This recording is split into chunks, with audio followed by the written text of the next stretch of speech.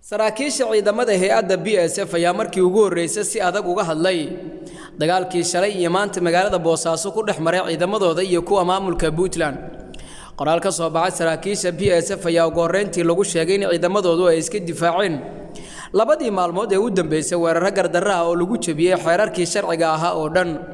sidoo kale waxa ay ku eedeeyeen maamulka madaxweyne Deni inuu diiday gartii ay u dhiibteen ismada Puntland isla markaana ay Boosaaso ka bilaabeen barakicin bulsho iyo weerar gardarro ah ayna sidoo kale dhankooda ka soo horjeedaan colaadda iyo dhibaatada shacabka. dhinaca ayagu marna ma horinaynin colaadda iyo dhibaateynta shacabkeena, waxaan aad uga xunnahay dhibta soo gaadhay bulshadeena, runtii raali kama nihin, wixii sameeyayna way qaadanayaan mas'uuliyadooda ayaa lagu yiri qoraalka PSF.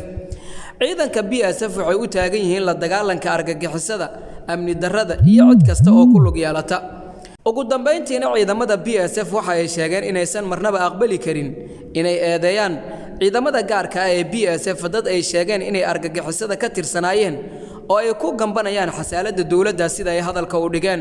dagaal xooggan oo ay ka dhasheen khasaare baaxad leh ayaa labadii maalmood ee u dambeysay ciidamada PSF iyo kuwa Puntland ku dhexmaray magaalada Boosaaso ee gobolka Bari kadib muddo ay taagneed xiisad xilka qaadista agaasimaha hay'adda PSF. dhinaca kalena gudoomiyaha gobolka Banaadir ahna duqa magaalada Muqdisho Cumar Maxamed Cumar Finish ayaa maanta xarunta aqalka dawladda hoose ee xamar ku qaabilay gudoomiyaha guddiga doorashooyinka heer federaal Maxamed Xasan Ciro. ujeedka kulankan ayaa ahaa mid looga arrinsanayay sidii loo dardargelin lahaa doorashooyinka golaha shacabka ee dalka ka socda. waxaana gudoomiyaha gobolka Banaadir ahna duqa magaalada Muqdisho uu ballan qaaday guddiga doorashada in ay kala shaqeyn doonaan wixii fududeyn ah ee ku aadan kuraasta doorashadoodu ay ka dhacayso gobolka Banaadir. dalka hadda waxa uu ku jiraa waqti doorasho, waxaana doorashooyin dhowr ah ee la qabtay ka yimid cabashooyin kala duwan kuwaas oo la sugayo in xal laga gaaro.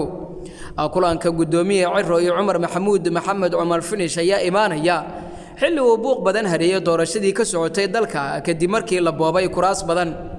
magaalada caasimadda ee Muqdisho ayaa waxaa taalaha kuraasta reer waqooyiga iyo kuwa Banaadiriga, waxaana ilaa hadda la doortay dhowr kursi oo ka mid ah kuwa golaha shacabka ee maamuladaasi.